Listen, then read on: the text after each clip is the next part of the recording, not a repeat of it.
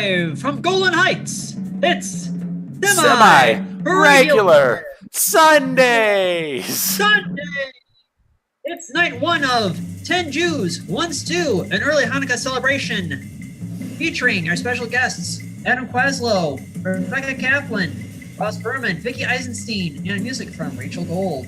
And now, two guys that always rolled none when they spin the dreidel, Bodi Shak bangers. Woo! How you doing, Stuart? Good evening, Dan. How are you? I'm doing pretty well. Good, thank you. And, what just happened? Oh, never mind. I think it's nothing. Hopefully. Sorry, I'm wondering if something happened with the live feed. Because it just... No, that's nothing. Sorry, 1 second. I'm going to see something. What?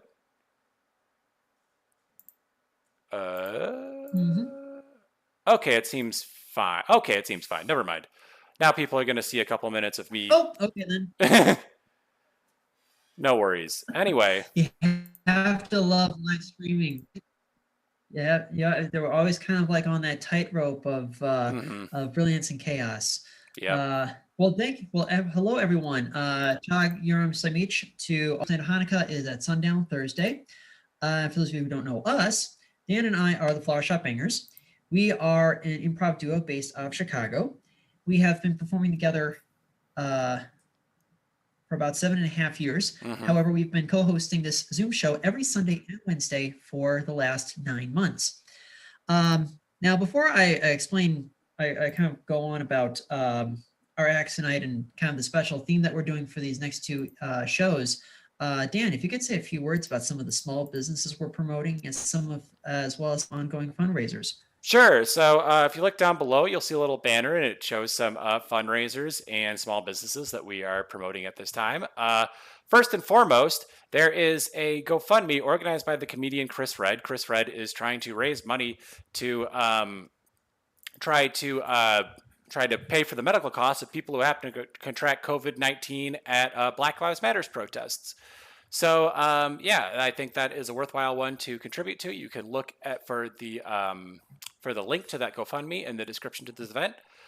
Second, there is the bar that Stuart and I usually host this show at. That is Shakers on Clark. Shakers is currently trying to collect tips for their bar staff. So their bar staff, they can't really employ their bar staff at this time. So they need to try to raise money to try to help them get paid. So if you are at home and you are maybe drinking an alcoholic beverage or another type of beverage, whatever type of beverage you're drinking, or if you're not drinking at all and you just want to give to Shakers, you can find the link to their GoFundMe in the description to this event as well.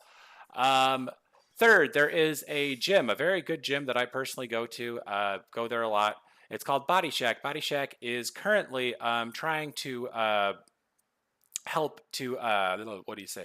They're not trying to help anything. They're trying to help you get in shape, but they usually have classes. Right now, they just have what they're calling selfie or just kind of an open gym. They're limiting it up so you can schedule your time and go in and work out and leave. It's also a Black-owned business. Really great spot if you are looking for a new gym in Uptown. Last and certainly not least, there is First Sip Cafe. First Sip Cafe is a really great coffee and tea shop in Chicago. And they have, and I have a link in the description to get gift cards from there if that is something you like as well. Other than that, back to you, Stuart. Actually, wait, if those aren't local to you, then you can Thank you so much. Then you can give to your own local businesses that are close to you. That's all I got, actually. Back to you, Stuart. Oh, good. All good. Thank you so much, Dan. So thank you again to everyone who is tuning in tonight. So to celebrate Hanukkah, tonight's show and this coming Wednesday's show, all of our performers are Jewish. We tried to make the show as wide-reaching and as diverse as possible. We have all three ethnic divisions represented, Ashkenazi, Sephardi, and Brooklyn.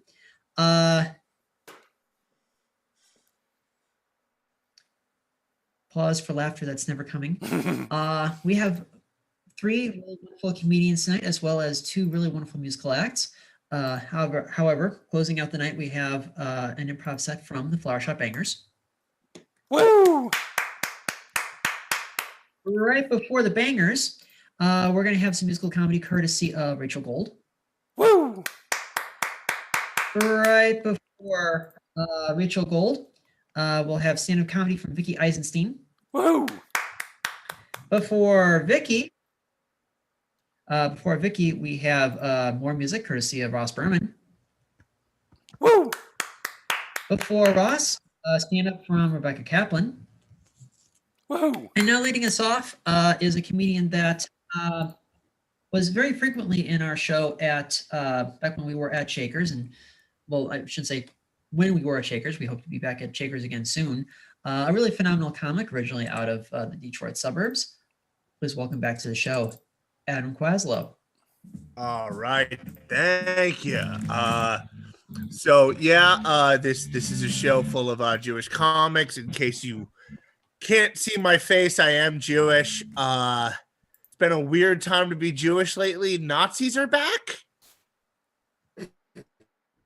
Like, we let nostalgia get a little bit too trendy. But I think part of the problem is that our stereotypes make us sound powerful, right? Like, people think Jews run the media. Bullshit. Right? If we run the media, how come every TV show I've ever seen has a Christmas special? Yeah. Meanwhile, the only Hanukkah special I've ever seen is the fucking Rugrats. Okay? We barely control cartoon. We're like, okay, but it's got to be a cartoon and you can't be annoying in it. Like, it's crazy. I don't know if this is everybody here's experience, but I grew up in a town with a large Jewish population. There's a Holocaust Memorial Museum just down the street from where I grew up. And my entire life, I have been taught about the Holocaust. Like, when I was a kid, Sunday school was 1/3 Hebrew, 1/3 religion, and 1/3 here's why Sarah's grandmother doesn't wear short sleeves. Like, it's just been ingrained in me. Like, there was a point in 3rd grade when my teacher told us that she had taken a trip to Poland to visit the museums that have been made of some of the former concentration camps. And I asked if she went to a Trailblazers game while she was there, because I thought that Poland was just her saying Portland wrong. Like, I understood the concept of genocide before I understood the concept of Europe. Okay? Like, imagine an 8-year-old who knows what Auschwitz is but thinks it's in Oregon. That was me. I'm a sober person. I don't like to use the term straight edge because I don't go to punk shows to hit on high school juniors. But being sober, a few years ago, I started doing this. I started bringing my own drinks.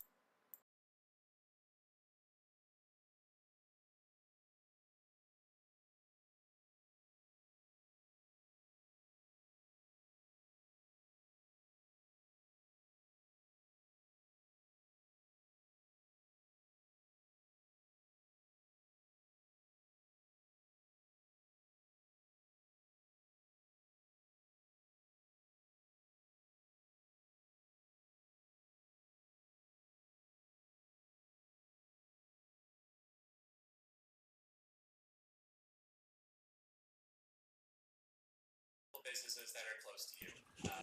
You shouldn't be allowed near kids. Like, it's, I once knew somebody who was so dumbfounded that I didn't smoke weed that one day he was like, well, what if I slipped some into your food? Would you be mad? And I actually had to think about that for a minute, because that was the first time anyone had ever asked me to contemplate all the good things that might happen if they drugged me. I might wake up with 3 kidneys. Who knows? Growing up, I had a lot of teachers who told me there's no such thing as a stupid question. Fuck that. I hate when people say that divorce is sad. I think divorce is fucking beautiful because I had my parents and they needed to get divorced. Okay, I truly think that if my parents didn't get divorced, one of them would have killed the other. But we do have divorce, So they got to die on their own. Like God intended. Both of my parents were married twice. I was a product of my mom's second marriage. My dad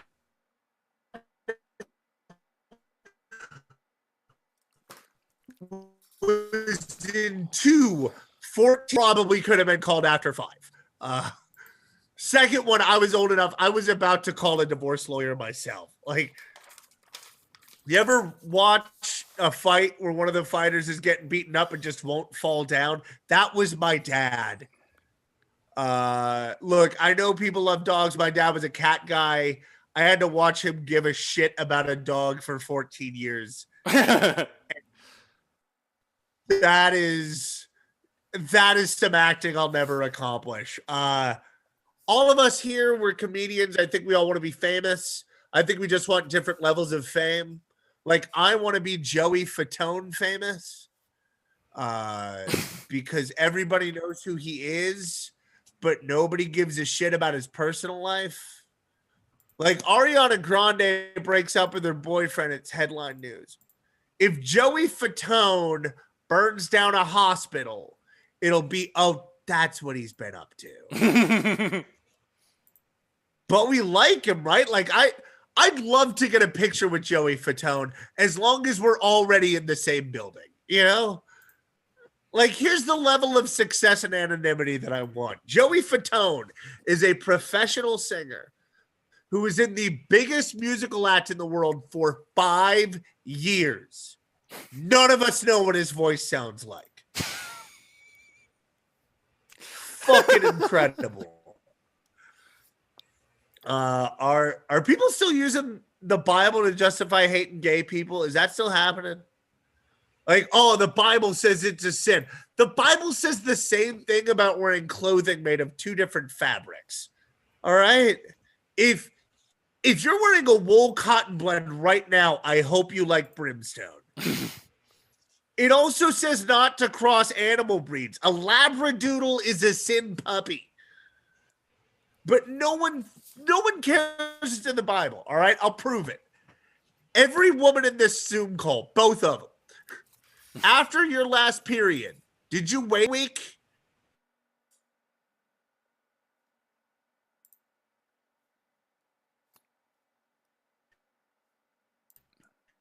And then bring your priest to unclean. All right, that's how I know no one cares it's in the Bible. I've seen a lot of churches in my life. Not one of them fuckers had a bird sanctuary, okay? By the way, men, we're supposed to do the same thing every time we ejaculate. This point, I owe my rabbi a few thousand cum doves, all right? I've been trying to lose weight recently. I don't want to get crazy with it. I just want to get to the point where I don't have to cancel an Uber just because it's a Honda Civic. But since October, I've lost 40 pounds. I am still fat, though. To give you an idea of the difference, at this point, 3 months ago, if I would have taken my shirt off, it would have been funny. And now it's just gross. But I'll never forget the fattest I ever was. I was at Target. They had a bunch of Batman onesies for sale. And I figured that's the kind of thing you try on before you buy it. If you're wondering why a grown man was looking to buy a Batman onesie, it's because I didn't already own one. Okay. So I take it to the changing room. I get my feet through the feet holes. I get my arms to the armholes. I go to zip it up. It won't zip. You guys, I was too fat to fit in a Batman onesie. Went to take it off. Couldn't get it back over my shoulders because it turns out I was also too fat to get out of a Batman onesie.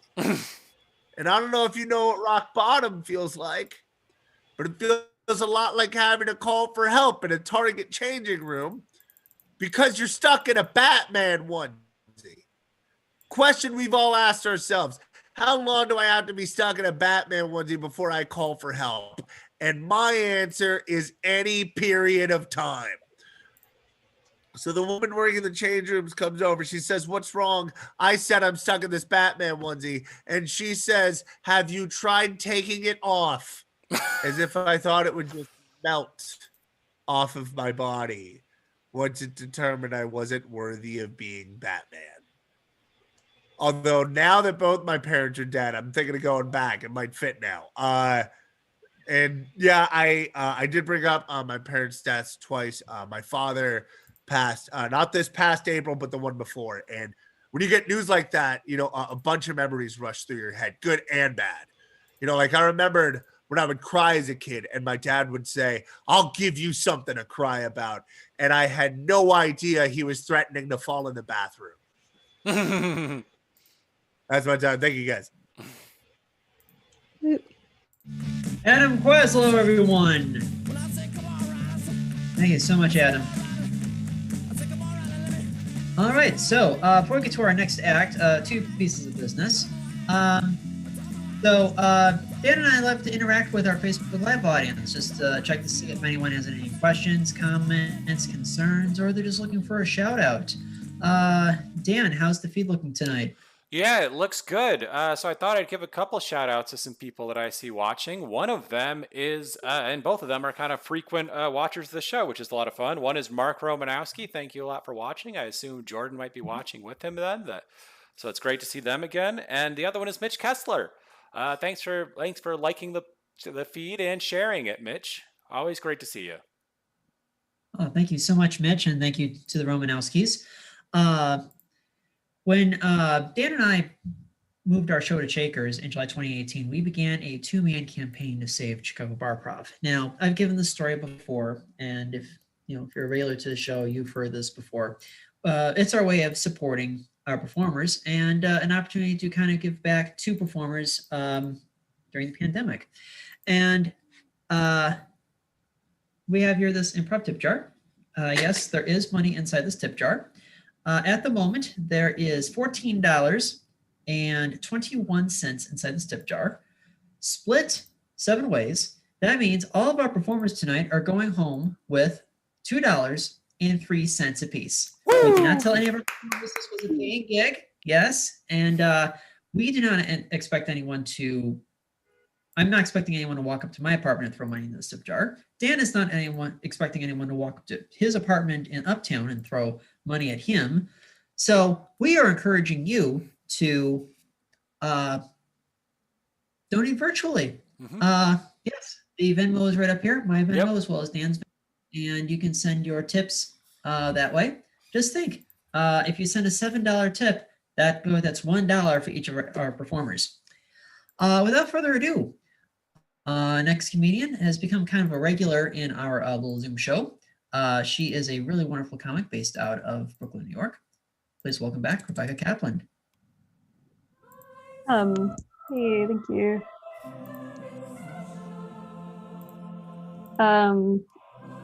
Oh man, are you playing You Can't Always Get What You Want? Because I'm so just satisfied with everything. Yep. The real lesson of Hanukkah, you never get what you want. I don't know. So this isn't stand-up per se, but I just got this is a real email that I got from my birthright provider, and I kind of want to read it to you guys, if that's okay. It's just they're doing 8 nights of Zoom programming in celebration of Hanukkah. And it's called 8 Crazy Nights and Days of Hanukkah. And these are some real events for it. The first one is connect to your inner light. Join a meditation person to increase your inner light. It's just it's a Hanukkah themed meditation. I don't know. And then the next event is called Happy Lamika. The happiest candlelighting happens with a llama on screen. Join us for a special candlelighting ceremony led by 2 very special guests, 2 llamas and an alpaca. There's more, but I don't. You get the general idea. I kind of want to go to that, and that there's more to that description. But I'll just say it ends by saying, "I hope you have a amazing time." It's the llama. and then there's just a regular one, and there's latke cooking, and that's it. And then they have a Hanukkah spin night. Do spin. It's like a fiery playlist that focuses on perseverance and light, just like the story of the Maccabees. I don't know. It's very weird. I don't know. Yeah, it's a weird. I don't know. I like really want to know like how that those events got like, where they like, you have to bring us a Hanukkah themed event that we can do on Zoom, and it has to be something that I've never heard of before. If I've heard of it, I will be firing you. Like, I don't. Anyway, yeah. Hanukkah's so crazy. I don't have any more material that's specifically about Hanukkah. Just that was it. I'm so sorry. I don't know. I've been cleaning. I'm like quarantining in my childhood bedroom, and I'm kind of like a hoarder. I've been like going through some of my stuff, like trying to decide whether I want to throw it. Like, this is a carpet square, like that one of my friends gave me, because like I told him that I like to rub shag carpet on my face.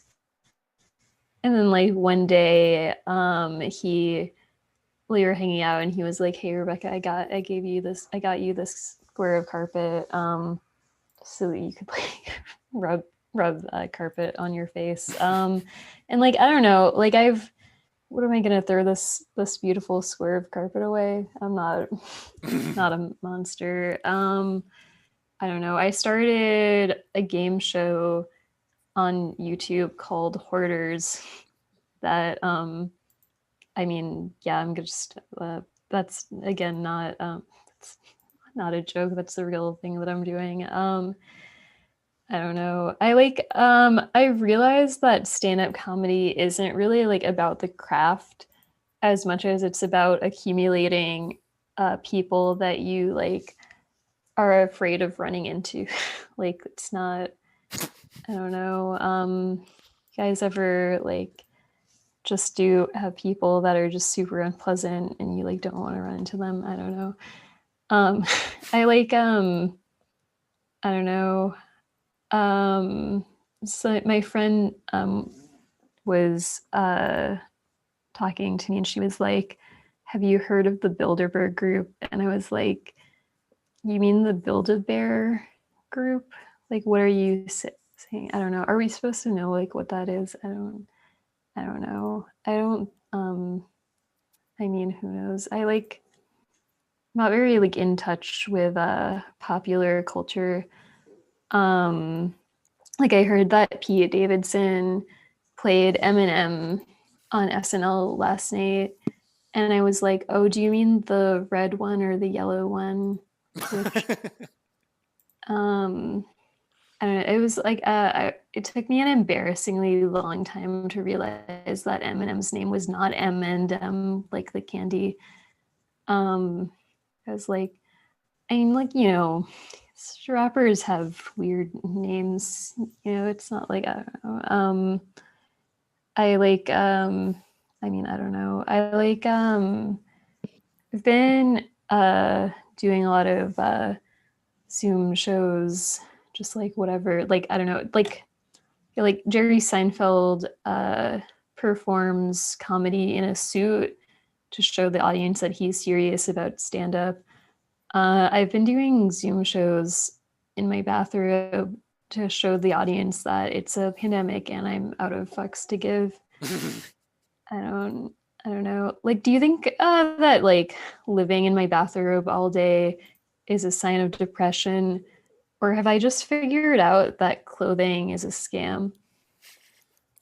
Like, what's clothing ever done for you recently? Like, I don't know, what does it do? Like, protect your skin from exposure to the sun, or like prevent people from seeing you naked? Like, I don't know. Wouldn't it be better if we just were all like I mean, like, you know, I don't know, whatever. I don't like, I'm never wearing clothing again. That's the, I mean, I don't know. I don't know. I like, I don't know. It's kind of crazy to think that some men will pay like $100 for a pair of underwear that like has been worn for a week or more at a time. And like I've just been throwing them in the laundry on the reg, like no big deal. I don't know. I'm flushing so much money down the I don't know. That was just a joke. I'm wearing clean underwear. I don't, in case you were worried. It's just a joke. This is a real square of carpet, but I am not wearing clean underwear. My I don't know. I do have if like I mean, like, you know, there's a man that always comes to my Zoom comedy shows and asks me about what kind of underwear I'm wearing. But he like also like regularly donates like $5 or $6 to the show. So like, I don't know. I feel like he's like doing his part. I don't know. Like I'm thinking of starting a tier on my Patreon where like you can like, if you pay me like $5, I'll respond ha ha ha to anything you write, like even if it's like inappropriate. And for like $10, I'll let you like message me inappropriate things and I'll just respond like whatever. But then I was like, wait a minute, I'm just doing that for free anyway. I'm like kind of giving, I don't know. I really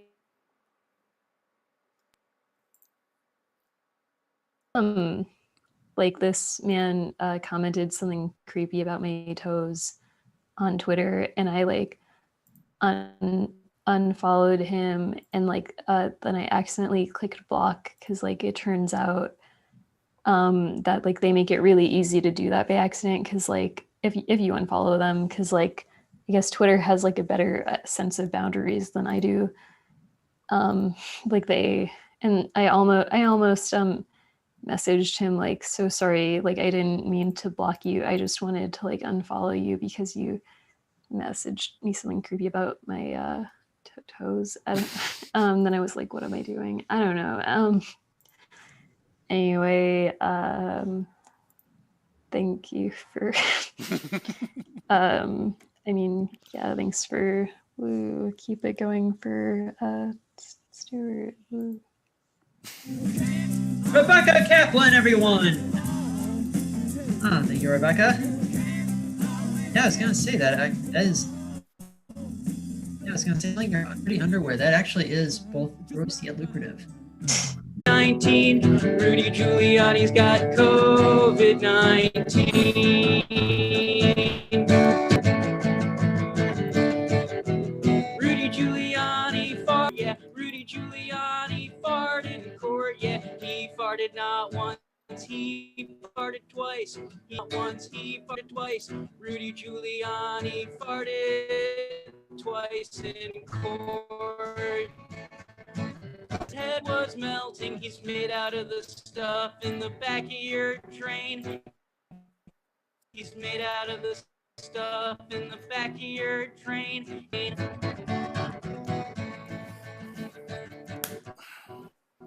Rudy Giuliani got fooled by Borat. Rudy Giuliani got fooled by Borat in 2020, not 2005. In 2020, not 2005. In 2020, not 2005. Bad few months. Rudy Giuliani's had a bad few months. Rudy Giuliani's had a bad few months. How America's mayor's finally fallen. How America's mayor's finally fallen. How America's mayor's finally fallen. It's swift and fast. It's brutal and fast. He's going down fast. He's not going down slow, but fast. Godspeed, Rudy Giuliani. So that song's not available anywhere. I probably won't record it. That's for today and today only. But if you want more songs like that, go to rossberman.bandcamp.com. Again, that's rossberman.bandcamp.com. And you'll be able to find all kinds of songs, including this one.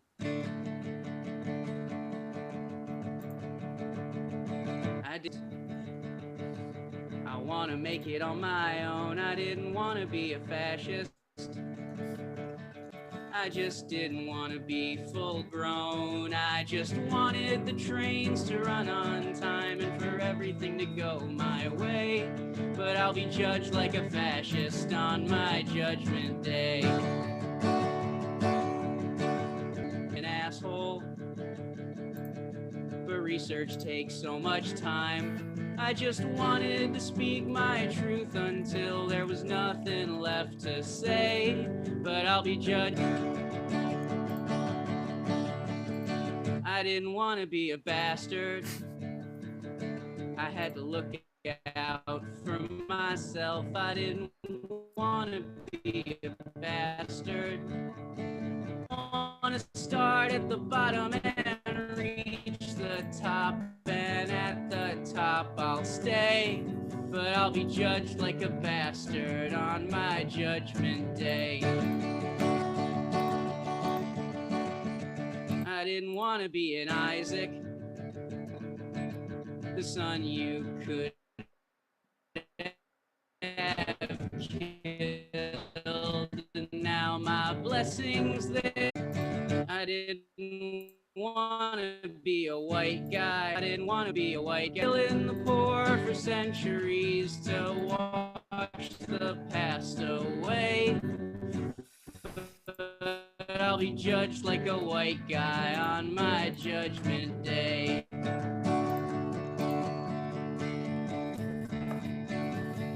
Well, nya nya nya nya nya nya nya nya nya nya nya nya nya nya nya nya nya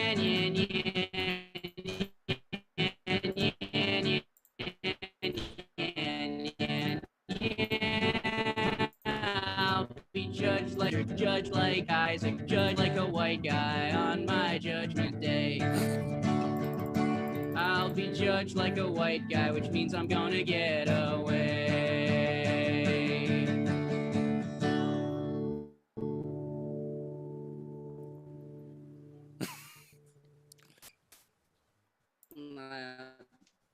Like I said, that song, The Accidental Fascist, is available at rossman.bandcamp.com. I have one more song for you all. I've done two songs. This third one I want to dedicate to the monolith in I don't know, wherever it shows up you are. Asked me if I might be pregnant, and I was like, why would this fix that? Like, I swear I'm working on kind of a type 5 comedy routine just for doctors when I have my visits. It kind of includes a few classic jokes of mine, like, good thing I didn't break my funny bone. Last doctor I told that to told me I should quit comedy. Yeah, I'll be here all week. Try the ultrasound machine. It's a fun one. The best part about my ankle injury was making my boyfriend do a bunch of stuff for me, like the laundry. The worst part was he did it all wrong. And that is him laughing on the side. Yeah, so real exciting news for me right now is I got a bidet. I got really sick of these runs on toilet paper and only having one roll. I really feel like everyone's number one concern seems to be wiping their ass when the real emergency is that everyone is an ass. And that's upsetting me. The bidet is really cool, but the water is really freezing and it's like a super soaker at your butt. So it's every time that I go, I'm like, ah! Like, turn it on and off of it. someone told me, like, you know, one of the main reasons I got a bidet too was someone actually said to me, you know, if you got poop on your arm, would you just wipe it off with toilet paper and call it a day? And I was like, my bedroom activities are none of your business. I also got an exercise bike. I've got a spin bike now sitting out in my living room. So yeah, really excited to have a spin bike, which is to say I have a really expensive clothing rack. I move pretty slow when I work out on the spin bike. I've used it for hours now and still haven't gotten out the door. Did you guys know, actually, I learned that if you're drunk and bicycling, you can actually get a DUI. You're driving under the influence. But if you're drunk and spinning, you only get a concussion. So anyway, this is crazy right now with the whole mask thing. Like, I don't mind wearing a mask. I just really hate how it makes my glasses seem like I was in a sauna. And I get really angry at anti-maskers because I just feel like they're so selfish. You know, I call them mask holes. I feel like wearing that mask around your chin is basically like wearing a condom over your balls. You know, it's not effective at preventing pregnancy. Just talk to my baby daddy over there. Told me you could pull out on time. Yeah, in time to get me pregnant. JK, I don't have a kid. I got an abortion. Anyway, back to the masks. I saw a lady in Sprouts and she had her mask underneath her chin and she was like literally prancer-sizing around the aisles, like listening to some good tunes, I guess. I got just so angry at her. I was like, how dare you do that? How dare you have so much serotonin? Just rub it in my pandemic depressed face, you know, why don't you? For real though. The people who put the mask under their chin, they're just the worst. It's like newsflash. Your nose is connected to your lungs. I get that their brains might not be connected to anything at all, but the way the system works, that's just, it's not safe. And this isn't because I'm afraid of the coronavirus. I'm not afraid of the coronavirus. I'm just afraid of getting it. I was in a sketch show that was opening up back in March, actually. And, you know, we had opening night literally the night before everything shut down. And some of my castmates were like really sad about the theater shutting down, but I was okay with it. You know, I was happy to be safe. I didn't want to perform in a small enclosed space in front of so many people. I mean, after all, like, I did not know my lines. So, other fun thing, 2 days ago, a news article came out that COVID can actually cause erectile dysfunction, which is actually really great news because now more men will wear masks. My boyfriend and I went to IKEA for the first time this weekend. And while we did get in a fight, the stereotypes are true. You could say that we rebuilt our relationship. Yeah, so other big news in my life, I finally made it. I made it to the big time. I got interviewed on national television. It's too bad it was for getting scammed. Thanks to COVID, I got scammed out of $2,000. And no, I did not take an improv class. It was actually a rental scam. Someone rented me an apartment that wasn't theirs to rent. And you'd think, like, after dating so long online in LA, like, I should be able to spot a catfish. Like, I should recognize a Photoshop picture. Who puts abs on their driver's license? So honestly, though, the joke's on the scammer. Like, every ex of mine will tell you, I get my shit back or I ruin your life. So good luck, Donald L. Fernandez. I am now your crazy stalker. At least I was Donald L. Fernandez's crazy stalker. We took a big step in our relationship and he got a name change because of me. He started going by Adam L. Harrison and the L is clearly for love. I mean, sex is great, but have you tried burning a man's alias? So good. You know, my motto is if you can't beat them, annoy them. I'm a comedian, so I know how to waste time. Like, for instance, right now, let's just vamp a bit here. How many minutes have I gone? Cat's still not playing. Great. But anyway, I've called this guy. Like, I've spent hours like calling him, emailing him. I even put on accents and characters to waste his time. So I told you the improv classes weren't a scam. It's unfortunate that scammers just provide the worst customer service. Like, you can't get good help from the people who rob you these days. And although like I haven't been able to get my money back, I really have found out who my best friends are. Jack and Jose Cuervo. It's been like really frustrating though, because the police have done just absolutely nothing for me. In fact, they're like brushing me off at this point. I'll give them a lead and they ignore me. I guess they're just too busy violating human rights. Maybe. With my video with my interview with Inside Edition was really great though. I felt like it was a big step for me since I'm nationally known now as California woman. It was funny though. A dude DM'd me on Instagram, and after this all happened, and he told me that he had an apartment that he could rent to me and not to worry because he's Taiwanese. And he told me that Taiwanese people don't scam. So I was like, well, that's cool. And, next week I'm going to be moving to Taiwan where a 9-room mansion is waiting for me.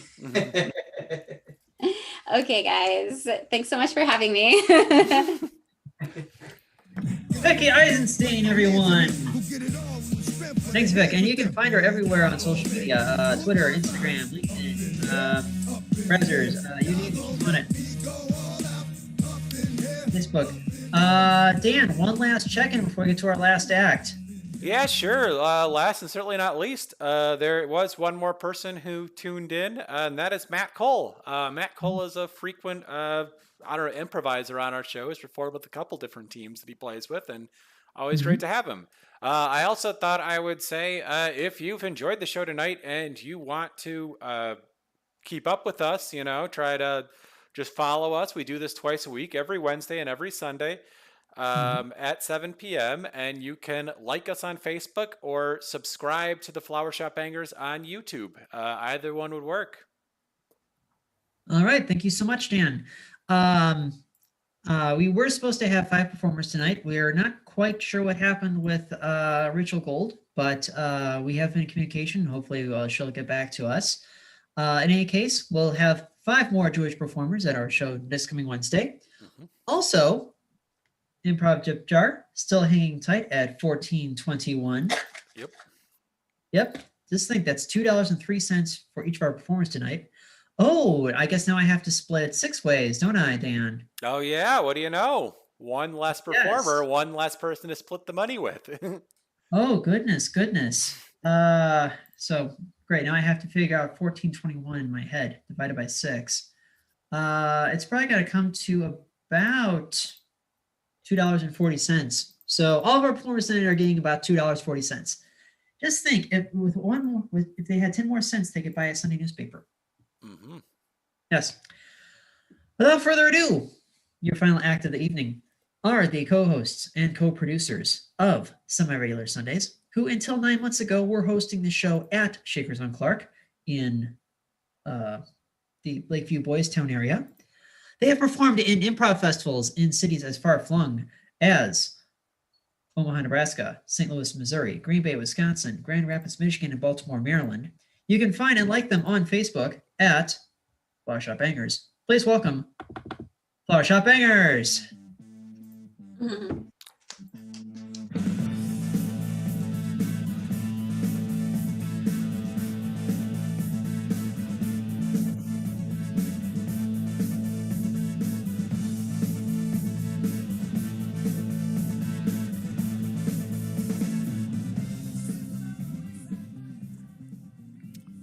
Hello.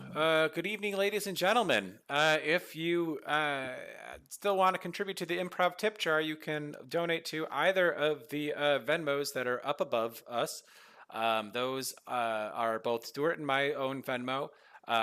All of that money will be distributed equally among the performers. And as Stuart said, split 6 ways. If you give us another 60 cents, everyone can buy their Sunday paper. That's, very Very important. Or I don't know, maybe like Yep, you can just walk right to the gas station and pick up the Times. cover like half of their month of New York Times subscription or something. I think it's $5 a month. Anyway, we are the Flower Shop Bangers. We're going to do some improv for you, and we get weird with it.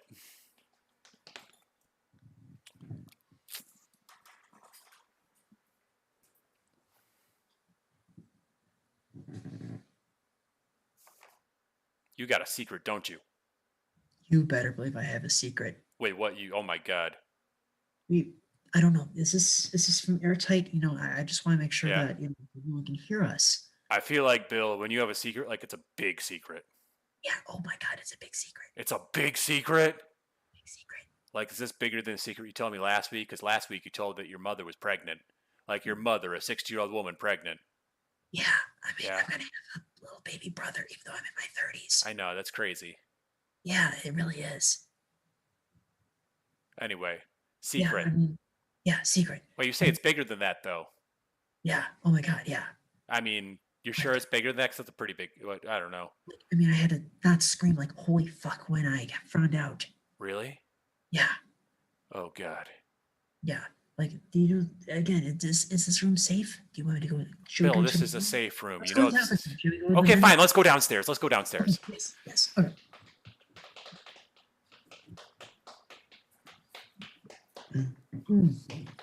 Okay. All right. Yeah, Right. we're downstairs. I mean, is this a secret that requires a soda? I could really probably go for a Dr. Pepper right now. All right. Yeah. Okay. There's Yeah. plenty in the fridge here. Oh, okay. Excellent. Great. Yeah. Here. Take one. Oh, thank Yeah, you. there you go. I'll get one for myself too. Mm. You know. I appreciate it. Thanks. Okay. hmm We're gonna get bought out. Like, bought out. Yeah, like Rubbermaid is going to buy our company. What? Rubbermaid. They make all the the mops and brooms and waste Yeah. gas. No, I know.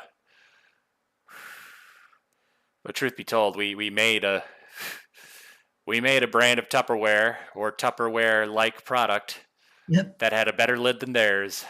Yep. They want our lid. They want our lid. Yeah. Actually, This do you- is bigger than you being a big brother at 30. Yes. This is much bigger. This is a lot bigger.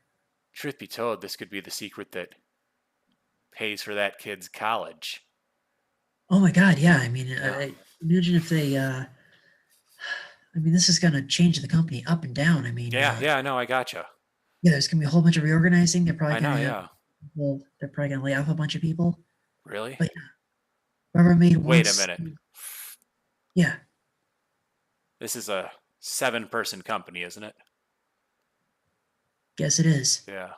There's the 7 of us. Yeah.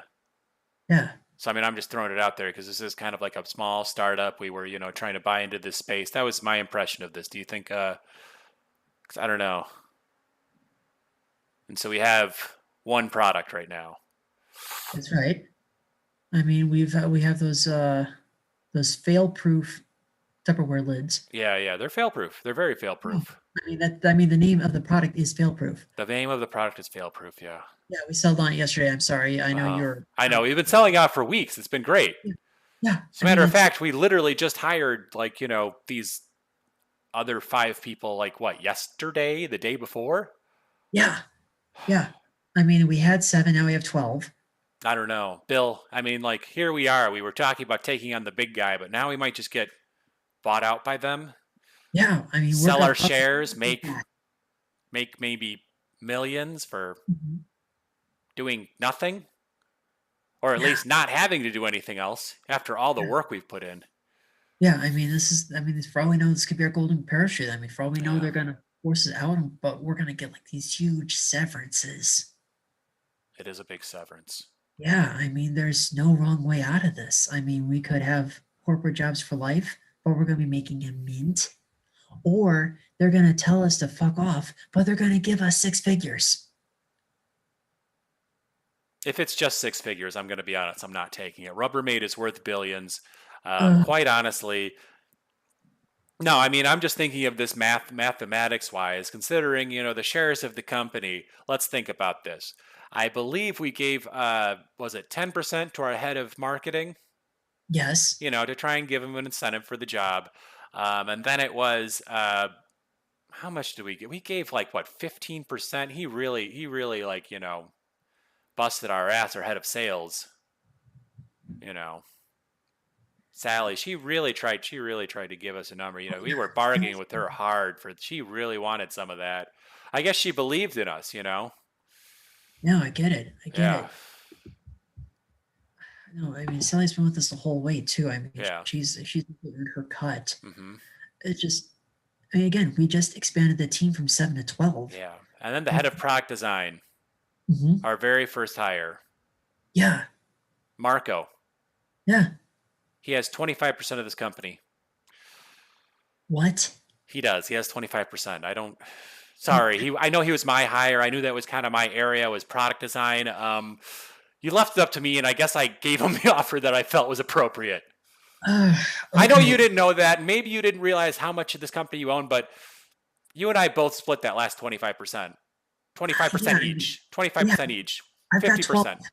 I got 12. Yeah. So if we both decide to sell, then we sell. And if the rest of the, employees decide to sell, Mhm. then, I mean, well, they kind of have to if we do. There's no question there. Yeah, I get Although, it. do we need 51% for that? We might have to talk with a lawyer about this. Oh God, I mean, That should probably be the first thing we do, honestly. We should. it didn't even cross my mind. You didn't even think about a lawyer? No, just like all the math and everything involved. Just having to cut every piece of the pie. I know. That's kind of how these things go, though. We were. Oh, sorry. You're right. Yes. You're right. My God. I mean, I get it. I mean, the next person's probably like 6, 7 feet away, but Mhm. and this is a soundproof break room, but Yeah, still. no, I get it. So, after we've broken all of that down, what are you thinking? Do you think we sell our fail-safe Rubbermaid product and go for it? I'm gonna do one thing. I think decisions like this usually require a seltzer. Do you want a seltzer? Well, I just started a Dr. Pepper, but Oh, yeah. really? Okay, yeah, no, I'll get a seltzers. I mean, you gave me a Dr. Pepper like 5 minutes ago. Well, you know what? I think that burp your cares away, man. That's what I always say. All right. Yeah. And I like that it's a hard seltzer too. Yeah, it is a hard seltzer, man. You know how I go. Mango. Yeah, no, seriously. I know. Okay, gotcha. Sure, yeah, I know. And I know they probably think they saw us pour out the hard seltzers. They know a decision's being made. Oh, yeah. At a small company like this, you learn each other very quickly. Yeah, and it's like when a company is small, it's like you're going to have like, there's no protocols. I mean, well, let's look at it this way. This might be the There are no last time protocols. you will ever get to drink on the job again. We might just be drinking at home. Yeah, exactly. I mean, have you looked at Rubbermaid's offer? Like, have you looked at the numbers? Yeah.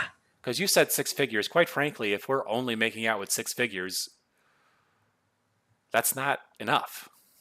You don't think $250,000, if not more, is not enough?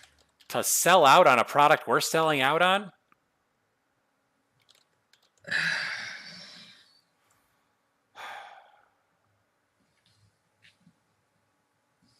I'm just saying, I mean, we just had our first profitable quarter. I know we did. I mean, that's no small feat considering that was only our 4th fiscal quarter. Yeah. Yeah. I mean, we're in the black after less than a year. I mean, we are clearly onto something. Mm-hmm. Yeah, I mean, I know we are. And so I don't know. I mean, like, if it's only $250,000 we're going to make out with this when we've obviously been working on this product and been like pouring our lives into it for the last 3 years? Yep. We've just gotten to the point. We have like put our lives on hold. I pulled my kids out of private school. I mean, not saying that's like, that's kind of a good spot to be, but it's also like, it's a sacrifice in a way. Yeah. Well, my kids were in public school the whole way. So it's Yeah, like no, I gotcha. and it's like I'm very pro public school. You know that, and I know that. Hmm. But yeah, I mean, this is gonna pay for my kid's college education. Yeah. This is gonna pay for my baby sibling. Well, no. You said $250,000 is going to pay for your kid's college education. I mean, I have some money saved Maybe too. if you put it away, it will. But quite frankly, $250,000, that's, I mean, considering the rising cost of college education, what, your kid is what, like 3 years old now? Yeah, I mean, You have to be real. I'm sorry. If it goes up in the way it's going up, $250,000 will not cover it. You have to put that away at least a 6% loan to actually, like, or 6% interest rate, not a loan, a 6% interest rate to, like, maybe you'll, I don't know, in 15 years, I mean, you'll have a good amount more money, but regardless, I'm just being practical here, man. Yeah, no, I get it. College is getting expensive. You can't just assume that $250,000 is going to cover it. No, good point. Yeah. At least when you started raising your voice, at least it wasn't on the subject of the buyout. No, I gotcha. Right. But on the subject of the buyout, yeah, Rubbermaid itself